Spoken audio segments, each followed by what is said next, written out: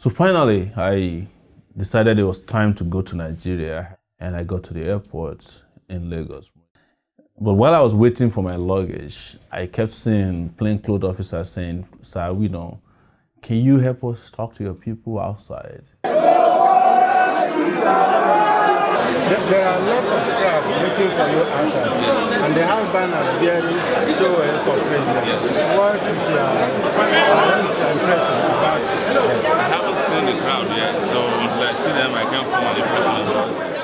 And it soon dawned on me that there's a huge crowd waiting outside. But yes, I knew that friends and enthusiasts wanted to organize an arrival ceremony for me, but I had no idea that it would be thousands of people.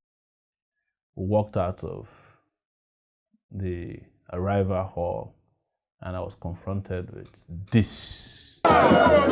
Nigerians, young people in particular, with placards, and they just practically snatched me from the exit, because I knew at that moment that we had to do this, that Nigeria was ready for a new level of revolutionary politicking. I opted not to have a speech at the airport because I knew that the airport could easily have shut down. So we went into Lagos, followed by thousands of young people, until we got to Gani Fawemi Park in Ojota in Lagos, because Chief Gani Fawemi is actually one of my greatest heroes. And we have all of you, young people, who are capable of governing states, local government, who are capable of becoming senators, who are capable of becoming House of Rep members, better than all these lazy, mediocre people. We must take it back and take it back now.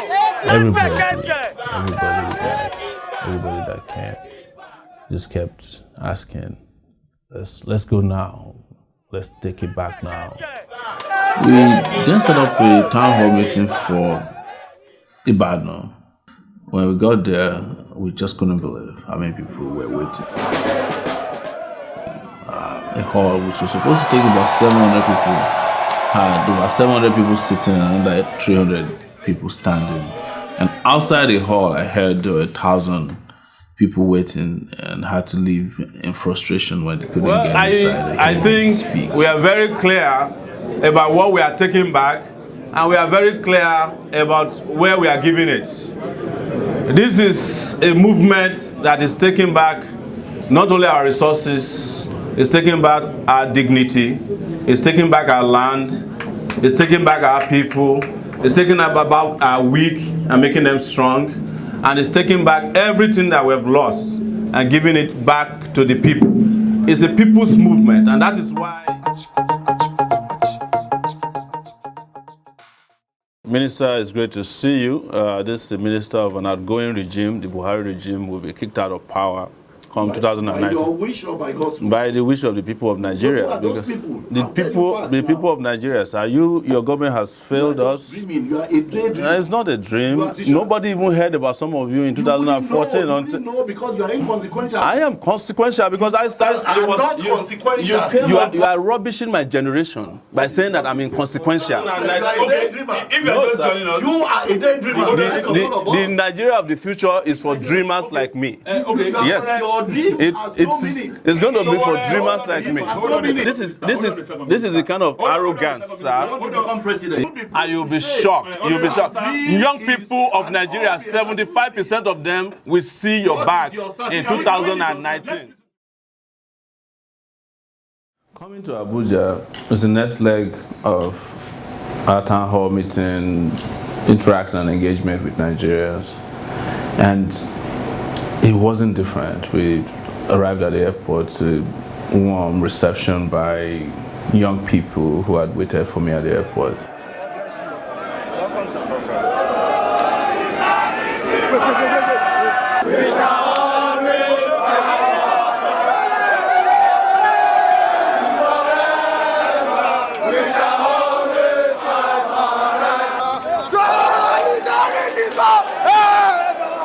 The reason is simple. In 2014 and 2015, we thought that he had integrity and the ability to run this country. But what he has done to us is so pathetic that one of his ministers yesterday or 3 days ago confronted me on a radio station and he said 75% of this country, Nigerian youths, are inconsequential. So our arrival in Abuja today is a consequential takeover of the federal capital. And up from there, we went for another town hall meeting. But we have acres of manifestos that have been giving us promises. You can find them anywhere. We have leaders who lack capacity. We have people with analog thinking. The kind of political consciousness that you are seeing today amongst even young people who usually are complacent, they come from the context in which these stories are written, because they need very solid evidence to show that a story that I've read is actually doing damage to society, either politically, culturally, socially, and in every ramification that you can think about. What about the love that they promised us? What about the care that they promised us?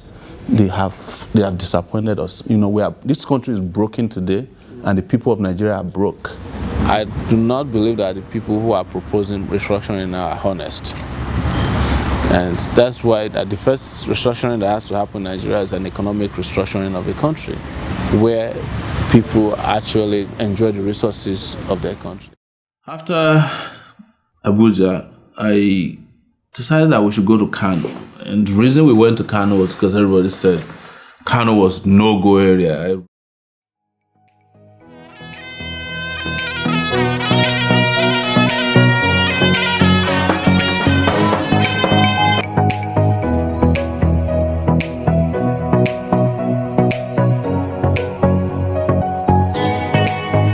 This is the first palace I'm entering since I started campaigning 5 weeks ago.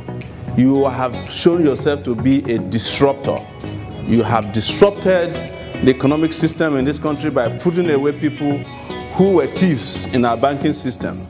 I also want to disrupt the political space in Nigeria. I am running to become the president of the Federal Republic of Nigeria in 2019. And I want to start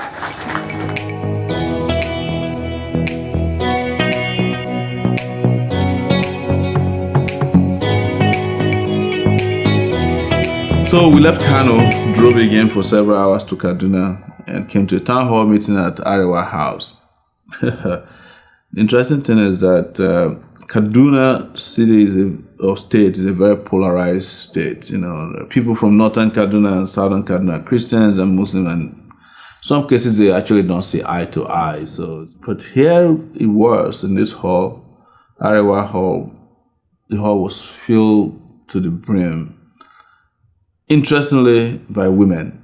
So you had the Christians, the Muslims, and all of these people coming together because of one purpose, to rescue and take Nigeria back from the old divisive politicians that have destroyed the country. When we started this, they said we cannot go to Kano, that you dare not go to Kano because it's President Buhari's home. We came to Kano. We went there today. We went to see the emir. People were hailing us on the street.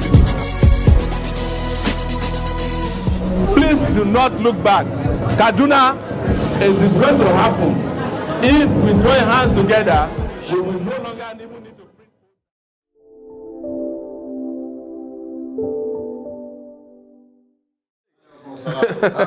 Assalamu alaikum. It's a pleasure. Well done, sir. I can understand. So this is this government.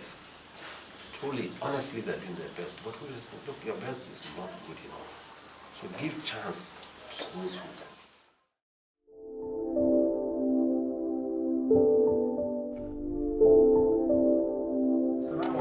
Assalamu alaikum, sir. The Sahara Reporters publisher is now running for president. On which platform? We are still working on a coalition of parties, but we've been going around. Which coalition of parties? We have a bunch of parties that we're talking to. We want to form a model. Why worry about a bunch of parties? Why not go to the real party? Which is the real party? Of change. That's the PRP? oldest political party in PRP? Nigeria. Okay, so now we are talking.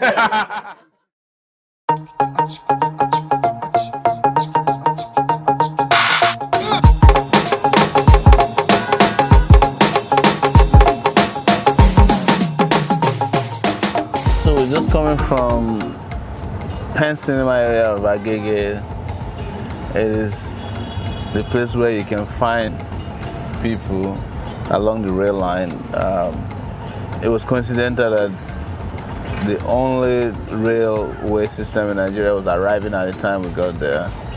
And it was like people from around the country. And we met a number of beggars who are from Kano, Jigawa, and I think they said they're also from Adamawa, who told us that if only government could give them just small loans, they would relocate back home. And they kept saying, we want to send our children to school. We want to send our children to school. All right.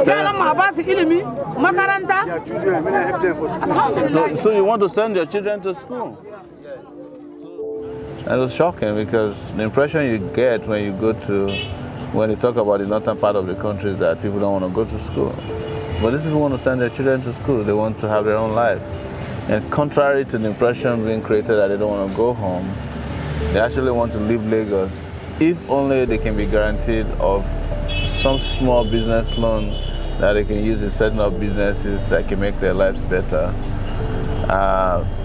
Of course, it's a very intense place, and I felt like Nigerian leaders, while preparing for office, never even attempt to reach out to these people. They prefer to package and brand rice and some tokens and send to them. They don't even know what their needs are. It will be the first time you see a president that's going to construction sites to check upon construction. Wouldn't you like that? Exactly. Well, that's to me. So for me, this is like a need assessment tour to talk to people, ordinary people,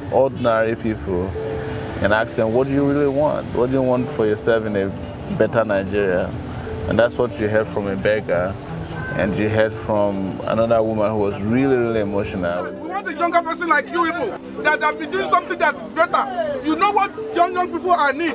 Look at all these graduates. Yeah. There's nothing for them. We're not joking. We need you. Thank you. I'm saying with my outside heart, we need you. God bless you. Thank you. So shall it be. Thank you. It will happen like that. It will. You are going great. You are going greater than this. Thank you. We need you. Thank you.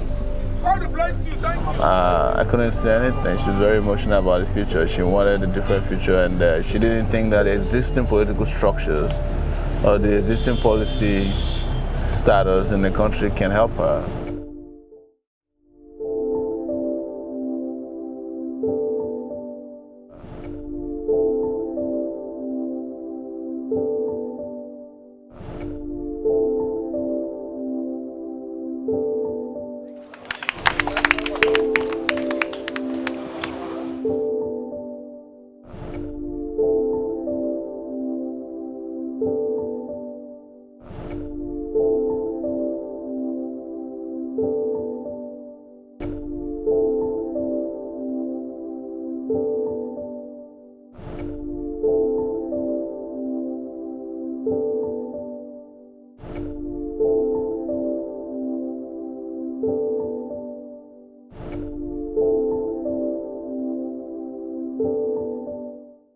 By the way, young lawyers, be prepared for the job of being prosecutors to the Federal Republic of Nigeria, because there's going to be a lot of prosecutions to be made over the destruction and the stealing of our national commonwealth. Thank you very much. I'll see you 2019. But before we went to Owerri, we had some encounters. We went to eat at a place in front of ShopRite in Lagos, and as we were eating there, a lot of young people who had heard about our campaign and my person would milling around us. They were asking questions about what the plans were for Nigeria in the future under a Sowore presidency, and we're talking. And my life is so frustrating.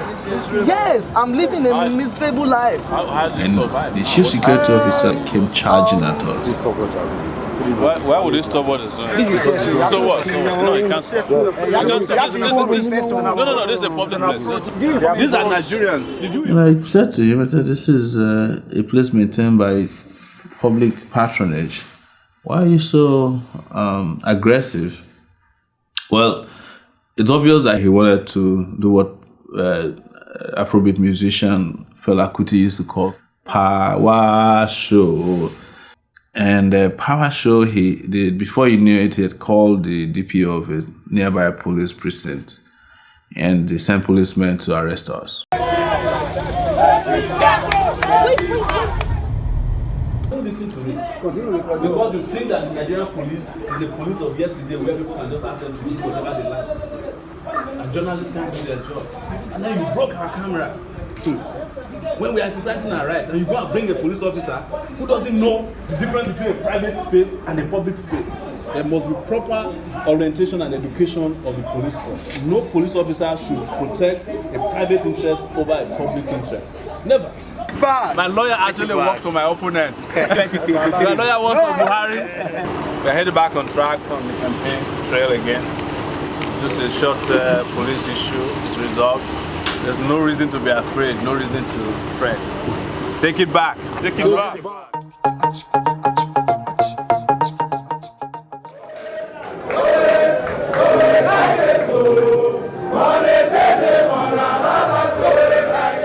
It is my pleasure to be in your midst today in the land of the rising sun.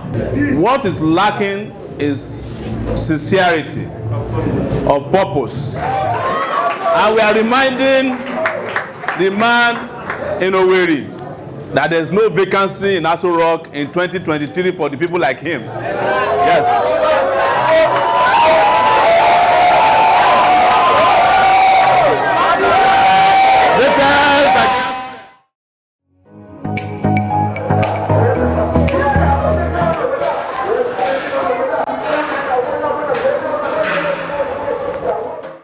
I will not be the president that is commissioning a model of a second Niger bridge or the picture of a second Niger bridge.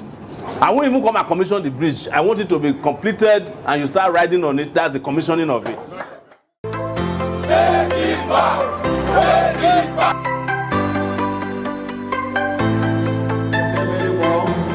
We just want our nation back from them. So once again you can say, take it back. Take it back. I want to hear you. Take it back. Hear you. Take it back. Hear you. Take it back. Hear you. Take it back. Take it back. Thank you. Take it back. See. Take it back. Take it back. Thank you. Take it back. See. On that day, we are going to make a generational statement that the young people of this country are tired and no longer accepting of the kind of leadership that has put us down for the last 58 years of Nigeria's existence.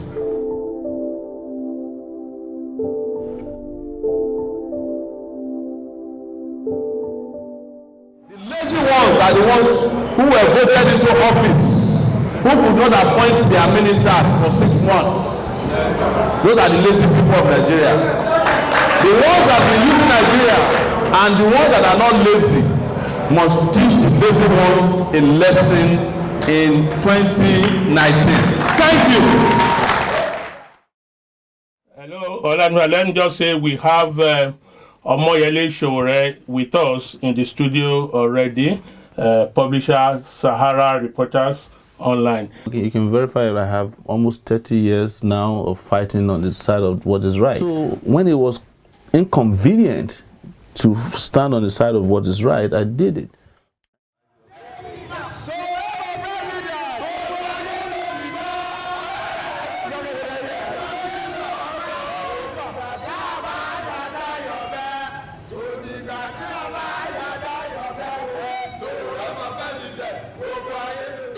Last thing I did was to go to my hometown, Kiribo, and this one got to be the craziest. I've never seen my hometown lit up like that before. Ulu Kiribo, tó bá dà ọdún ẹwà àti lẹ́yìn ọdún ẹwà.